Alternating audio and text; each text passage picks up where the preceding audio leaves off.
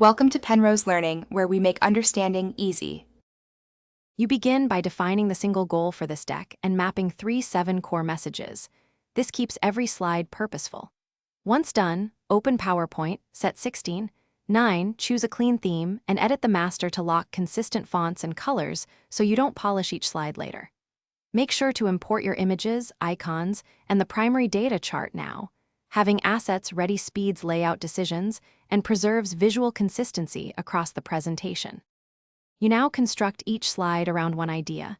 Start with a concise title, add a clarifying subhead, then place a single focal visual, image, chart, or diagram to tell the story. As you work, apply visual hierarchy and keep text to short phrases so the audience listens instead of reading.